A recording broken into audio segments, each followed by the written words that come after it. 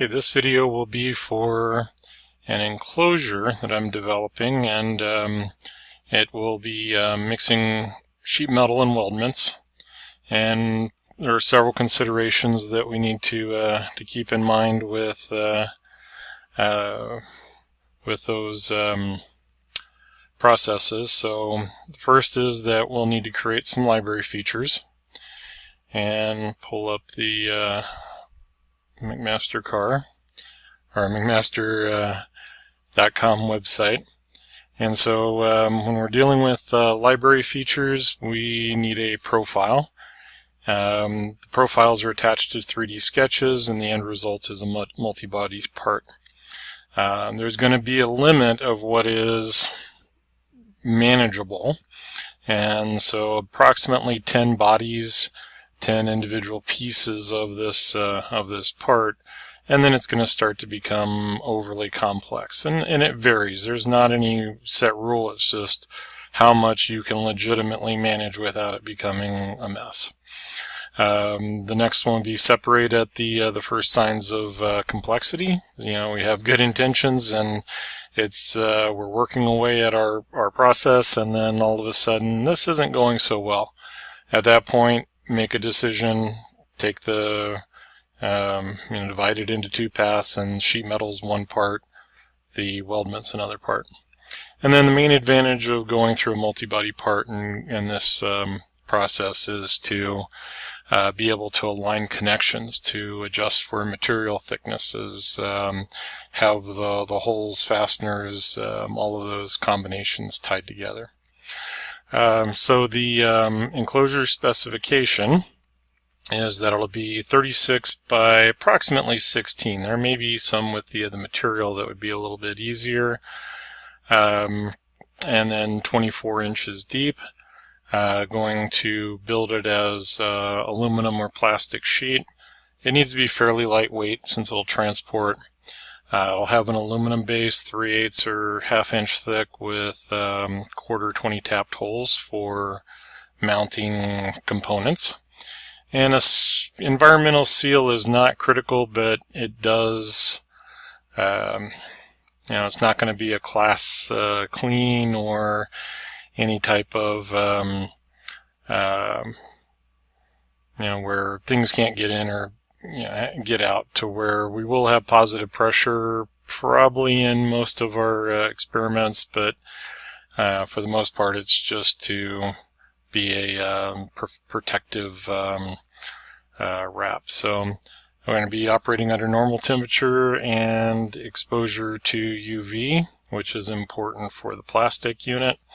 And initially we're looking at making 1 to 10 units. So initial process, when I sit down to determine materials, is we'll go on someplace like McMaster, and I think, wow, T-slotted framing would be really great, erector set type assembly. Fairly easy to do, but on the lengths and budget, it gets a little spendy getting above kind of the size of the box. So there is I don't know where I saw it, but somewhere in the search there was a 10 millimeter by 10 millimeter that looked really cool, but its max available length was 24 inches or 2 feet, so that really didn't help much. So based on that, looking at the alternatives, an architectural 60-63 90-degree angle, 8-foot sections as $6, I'll call it $7, as opposed to even a 1-inch 8-foot at $23. We're reducing costs. We're going to be able to get some good structure out of this. There's not a lot of load bearing. It's basically supporting its own weight.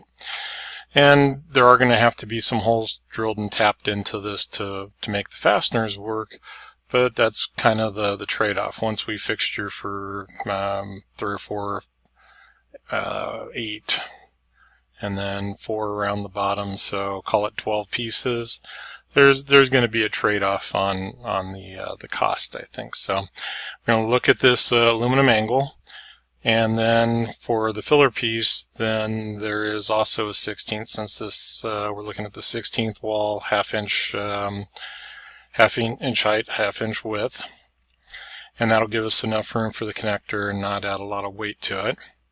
And then half-inch also in 60-63, 16th of an inch thick.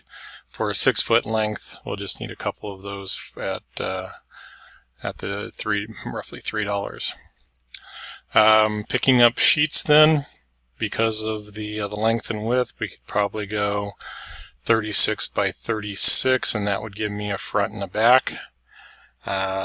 Would not necessarily get a top out of that mix, so one of the purposes of doing the model is to be a little more precise on our material usage. So half of that would be a 36 by 24, which is not going to leave but about a foot of material. So I don't know that I want to go that way.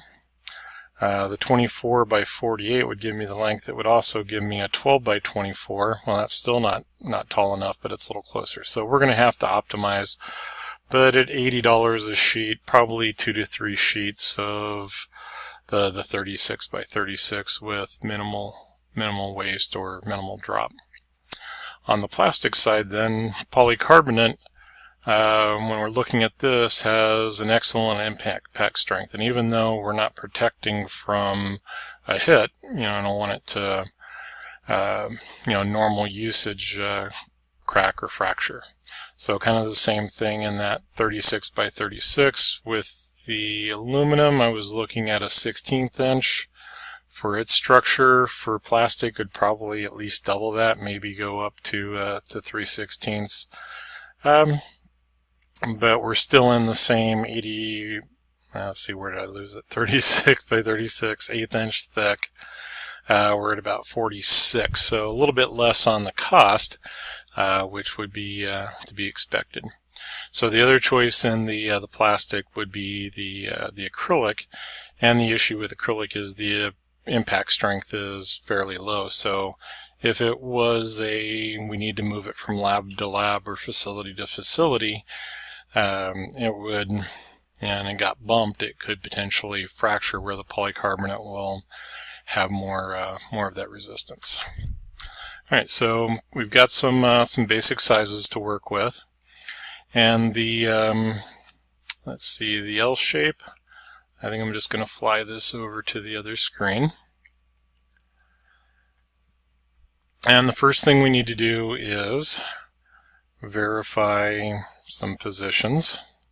So one of the things that I do, or have done in previous videos, that I'll probably need to update maybe when we install the 2019 education versions coming up, and I'll run through this again. But on some place like Dropbox, I'll usually create a system file, and these I label with the year, mainly because on this particular machine I have SOLIDWORKS versions back to 2014 or 2015 that occasionally I still get some files that I want to maintain and not have them update for various reasons, different customers.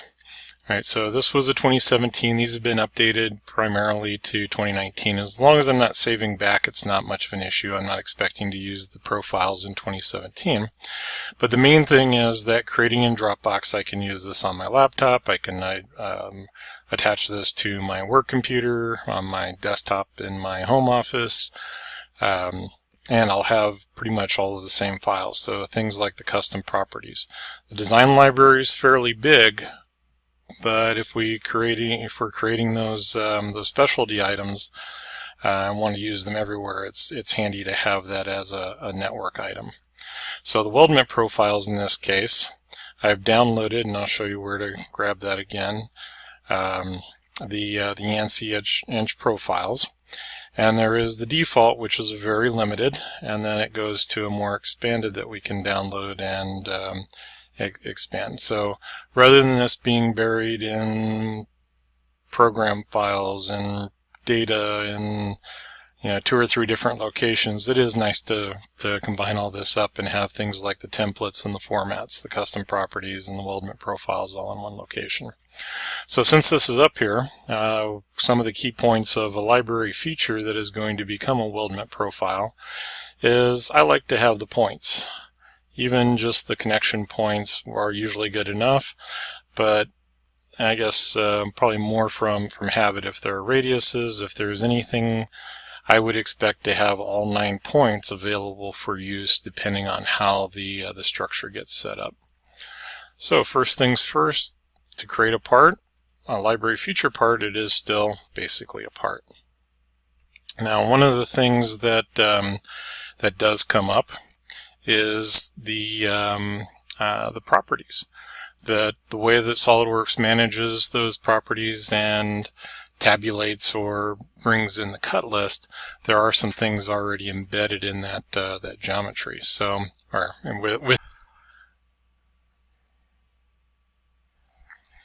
let's go with the system files, our weldment profiles, and I'll go into the ANSI inch. Oh yeah, I said we're going to take a look at where those were located. So I need to find an L angle with square ends. And so this has to be in this folder configuration, because when we go to create the structural member, it is going to look for weldment profiles, then the folder, then the description, or the type, and then we'll get into the actual definition. So if I get something close, like the 1 inch by 0.75 by 1/8 inch, and open it, then we go in and we look at the properties. So if I come back over to the file, pull down on its properties and go to custom, it has the description. So I was thinking there was something else that gets tied into that. Maybe it was the sheet metal. So actually, let's check one more location since it's fairly easy to open these up. Let's just take a look at the ANSI inch, and then we'll just pick the rectangular tube is one that gets used quite often. And if I look at its properties, description, tube, rectangular. So this one actually has the height and the width embedded from from either an equation or from the references to come up with that size. So locations for placing it, and then the dimensions that are being driven. All right, so there is some background that we could go with, and then the L library tells me that it's tied to the sketch, and the references and dimensions from the face. So I haven't really done this. Now that I look at how these are being created with folders, I haven't really gone through this process, so I think I will build it separately and just stay with our file properties of the description. Alright, so let me kick that out, and we'll see if we can reproduce that. So let's just go with part inch. I'll open up a sketch on the front plane. We're going to be doing the 1/2 inch by 1/2 inch with 1/16 inch wall. And could have just offset, but let's see, missed that one, so that'll be a horizontal. Control, alright, Control Select. Apparently hit the Windows button there. We'll hit set it to equal, and then Control Select the thickness, set it to equal, and then we're ready to apply some dent dimensions. So this is always going to be legs of the same length, 1/2 inch, thickness 0.63 plus or minus. And then for the locations, I'm going to start the center line off of the edge. And I don't know, yeah, might as well. We'll go ahead and do something like that. So with these endpoints, these will act as connection points, which I'm okay with. This would be a valid connection point. We'll have to test all of this. The only one that going with this technique that doesn't get a connection point is the intersection. So we'll grab the point tool, place a location, and then accept the sketch.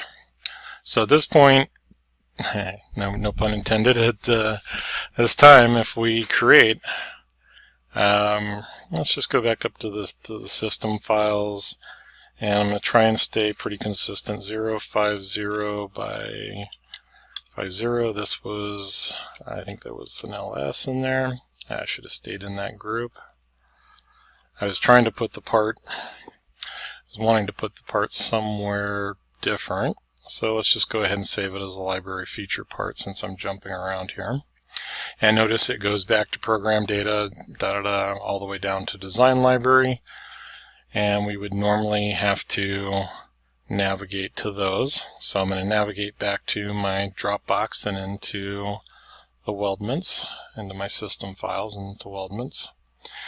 And another reason that I do this is with the education, the teaching, a lot of our system administrators don't give us permissions to go into the program files, and since we're pretty much locked out of writing anything into that 10 level deep location anyway, it's a lot easier to extract it out and do something different with it. Alright, so L angle, LS angle, so 0.50, and then by, well, we could go with the 0.06263. Alright, so that gives me the library feature part. So the main thing with the library feature part is the sketch has to be selected when it creates it, and that's what it's going to be tied into. And then when I save it,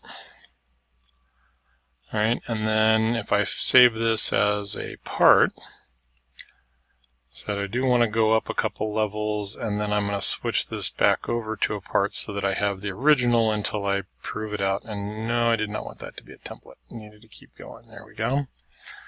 And I can save this with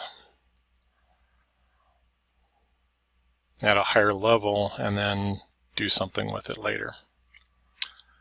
Alright, so the next one I will also need, and I'll do that one offline, is going to be for the rectangular. It'd be the same thing as what we have here. Just close this as a 1/2 inch by 1/16 inch rectangle. Maybe put the center lines between the midpoints and then a point at the middle. All right, so to test this real quick, before we go into creating our 3D sketches and actually applying this, we're going to be creating a part. And the quick is that I can create any 2D sketch, but I'm not going to be able to group these up into multiple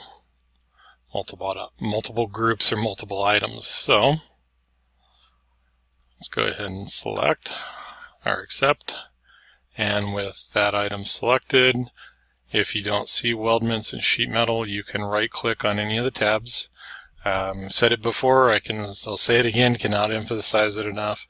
Do not uncheck everything. Leave at least one of these checked. Otherwise, it's a pain in the backside to get them turned back on. So we'll check the Weldments. It's available. I go into the Weldments. I tell it I want a structural member. I didn't pre-select, so aluminum L angle. We want to go to the LS angle. We'll see if I name that even close. Alright, so by the 0.063. And we pick on it. And because I picked kind of on the lower side, I expect it to be a little bit lower in the group. Or a little the sketch to be on the bottom side of the line. And then we go to locate the profile. If I pick any of those points, I think I have to do that again each time. I can manipulate the location so that I can get the best advantage. And then the angle will be the rotation about whatever axis we need there. Okay, so that gets us set up for the smaller L angle that we need. And the next part will be to create our 3D sketch for the enclosure.